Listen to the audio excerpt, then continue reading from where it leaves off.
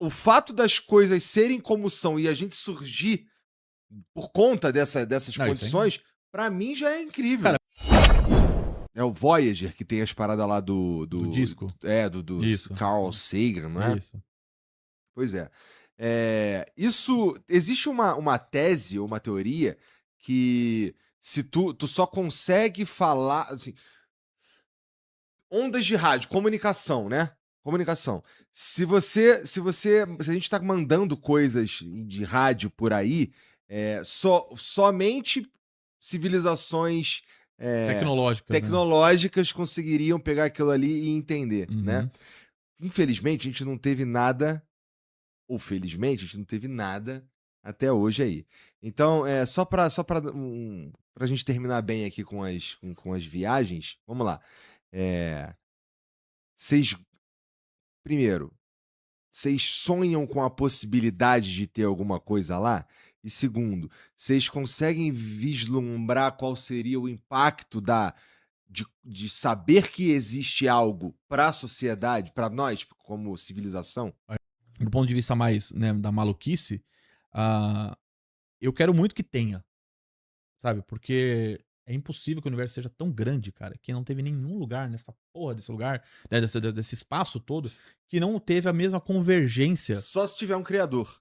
Então, aí a minha definição de Deus, eu sou agnóstico. Eu não sou ateu, mas eu sou agnóstico.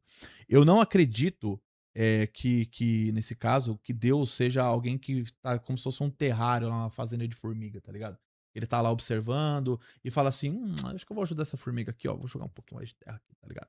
Eu sinto que assim, se você vai regredindo na história do universo, a única coisa que poderia me fazer, que me faz acreditar nesse ponto é o estalo.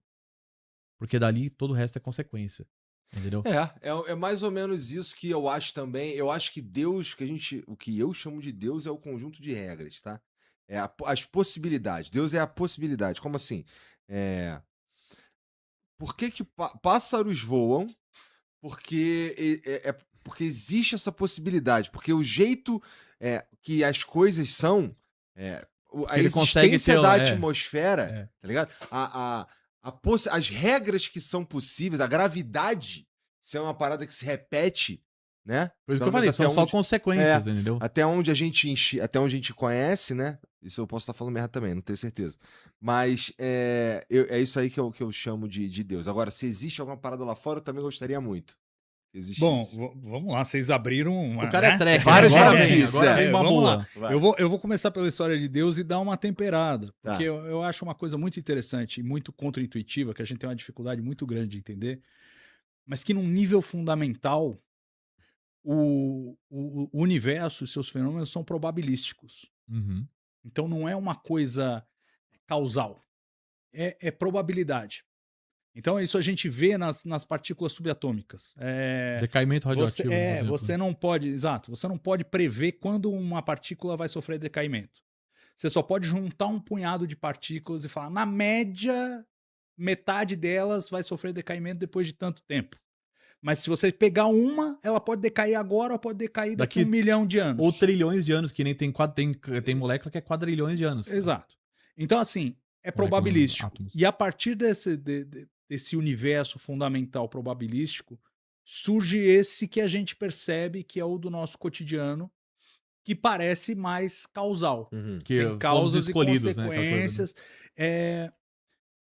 Como nós evoluímos nessa realidade causal, o nosso cérebro só consegue processar essa realidade. Então, a probabilística não faz sentido nenhum para nós. E aí, claro, a gente tenta preencher essa lacuna. Como é que a gente explica isso? Por que há alguma coisa em vez de nada? Né? Se você pensar em termos puramente probabilísticos, tudo bem, é probabilidade. Pode ter alguma coisa, pode não ter nada. A gente só tá aqui porque tem alguma coisa. Se não tivesse nada, a gente não tava aqui. Então, a coisa meio que se resolve tautologicamente ali, num círculo. Mas, para muitas pessoas, essa é uma resposta insuficiente. É uma resposta frustrante. E aí você vai apelar, bom, então tem alguma causa, tem algum. E aí você apela para Deus ou para alguma coisa parecida com isso. Eu acho que não é uma ideia testável, logo não está no âmbito da ciência, Mas, como o Pedro, eu sou agnóstico e eu acho que a gente está aberto à possibilidade. Não tem como você refutar e não tem como você comprovar. Mas não é Vai muito ficar nisso. curioso que a gente tá. Que assim, a gente é muito frágil. Tipo, se a gente subir um pouquinho, precisa sair, tá?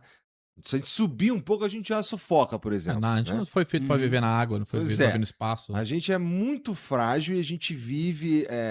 Claro que é um suspiro, é um piscar de olhos na escala universal, mas a gente está aqui vivendo nas condições que são precisamente adequadas pra gente. Mas aí é Ah, mas aí pensamento contrário. exatamente. Você Não, só eu sei, eu existe sei, eu porque sei. as coisas se formaram desse jeito, entendeu? Sacou? Então. Você mas- não é Então, mas é eu a sei. parada do você não é especial, Eu entendeu? sei. Mas veja, o fato das coisas serem como são e a gente surgir por conta dessas Não, isso condições, pra mim já é incrível, Cara, entendeu? pensa assim, Isso é Não, incrível. a isso gente é, tem isso uma... a distância, as coisas estão no lugar certo. Mas é o que eu A tô gente falando, tem- você a- tá pensando ao contrário. Não, Entendeu? eu sei que eu tô pensando ao contrário, cara. Eu tô contigo nessa daí, do lance do causal. Mas não é fascinante mesmo Não, assim? isso é. Não é fascinante mesmo assim? Tipo, Claro que pensa é. quantas... Eu acho que é o mistério da existência. Quantas E ele nos fascina porque a gente está o tempo inteiro se perguntando por quê? Por que estamos aqui?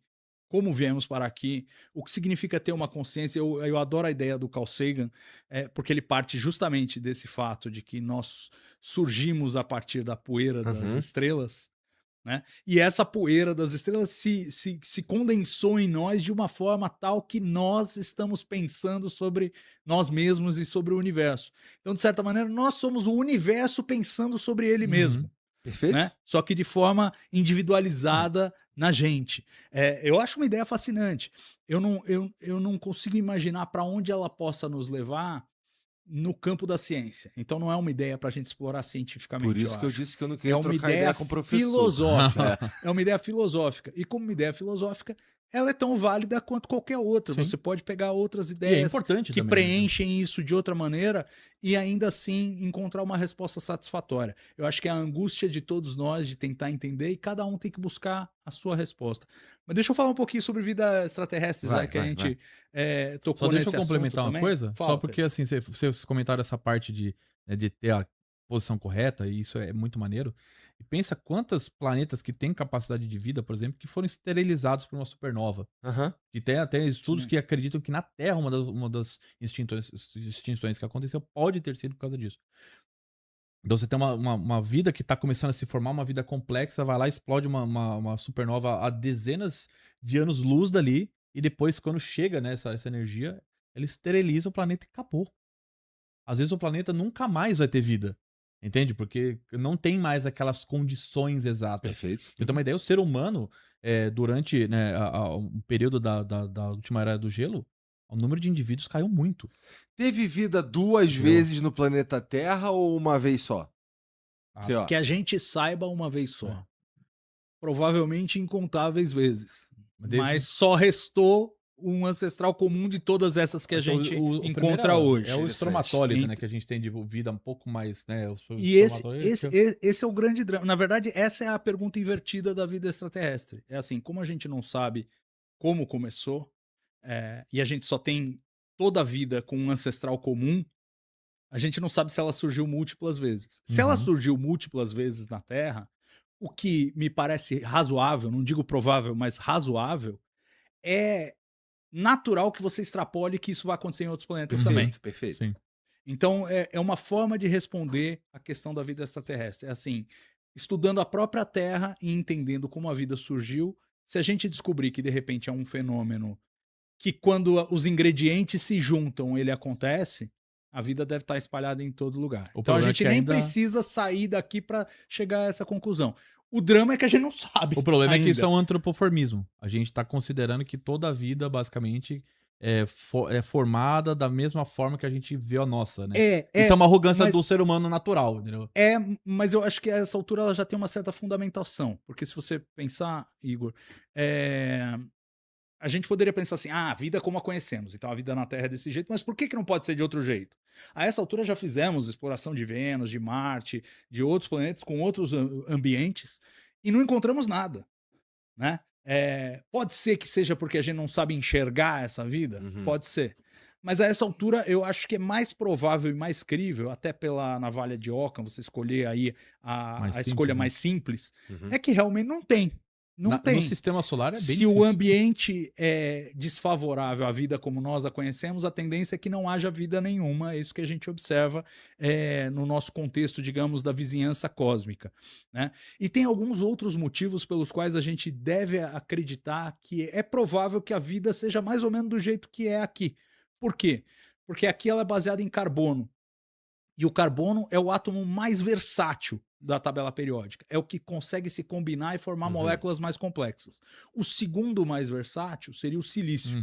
Mas o silício toma uma surra do carbono que não dá nem graça. Mas ainda tem a questão Então, de que a assim, gente não sabe se, por exemplo, se o DNA ele é uma coisa específica da Terra. Não, sim. Esse eu acho assim. A vida complexa, ela provavelmente vai ser completamente diferente. né? O que a gente pode dizer é o seguinte: vai ter que ter alguma molécula que codifique informação Sim. genética. Agora, se vai ser um DNA exatamente como tem aqui na Terra, aí não. Aí é preocupante, inclusive. Inclusive, há experimentos em que você faz, por exemplo, bases nitrogenadas alternativas, que não tem no DNA da Terra, mas que os cientistas inserem sinteticamente e formam uma molécula de DNA alternativo, por assim dizer.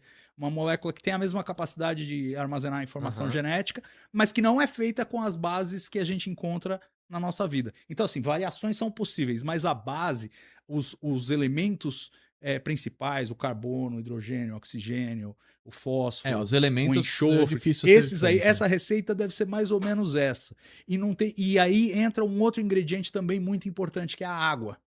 E a água, ela, assim como o carbono é muito versátil, a água tem uma capacidade de solvência que é sem igual. Além de estar muito presente, ela consegue quebrar moléculas. E como a vida é um processo químico de moléculas que vão se mesclando e se alterando e gerando reações umas nas outras, a água é um componente fundamental. E, de novo, a gente observa, lugares que não tem água, a gente não enxerga a vida. Fizemos uma busca muito pequena? Fizemos. No que diz respeito à vida inteligente, fizemos uma busca menor ainda, pelas coisas que o Pedro estava falando. É muito difícil detectar a vida extraterrestre. Um sinal vai perdendo a sua capacidade conforme a distância, e ao mesmo tempo você tem o problema de que o espaço é muito grande. Tudo é muito longe. Então, né?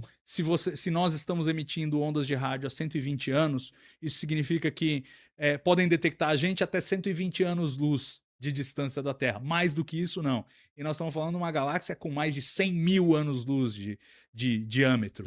Então, assim, o espaço é muito vasto e as civilizações, se elas aparecem, elas são difíceis de detectar. Às vezes elas não chegam nem no ponto de vista tecnológico. Né? Às vezes o pessoal apela para coisa. Se fizer uma esfera de Dyson, pegar a energia da estrela, aí a gente vai conseguir ver. Sim, mas a gente já teve essa conversa aqui mais cedo, talvez nem faça sentido isso, né? Então, assim, encontrar vida fora da Terra, principalmente vida inteligente, é muito difícil.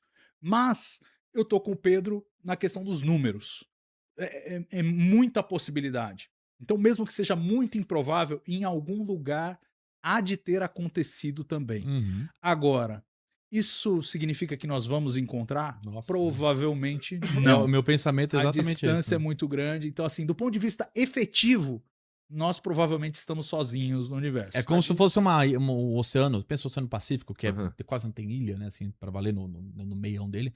Tivesse várias ilhas, assim, separadas, só que elas são incomunicáveis, tá ligado? Elas são muito longe e ninguém consegue nadar de uma para outra, tá ligado? Então, assim, a vida vai existir, mas ninguém sabe. Por isso que é tão assustador se a gente olhar pra cima e ver um ETzinho, né, meu irmão? Porque ele conseguiu, se ele conseguiu, morremos. Exatamente. Né? Eu penso que o cara, o extraterrestre que vem a fazer isso, a vida fora da Terra, ele vai ter que cruzar dezenas de anos-luz, pelo menos, para chegar aqui. E para você ter tecnologia para fazer isso, ou você tem que ter muito tempo, né? E aí demora muito, e até tem toda uma discussão sobre como você fazer viagens espaciais de longa duração geracionais, né? Ou seja, uma série de pessoas que vão nascendo e morrendo dentro dessa espaçonave. Você tem tecnologia para isso, já é um absurdo. Agora, se você tem algo para chegar mais próximo da velocidade da luz, por exemplo, ainda tem outras questões também, mas seria também uma viagem só de ida. Se você gostou do vídeo, não se esqueça de se inscrever no canal, deixar o seu like, comentar e compartilhar.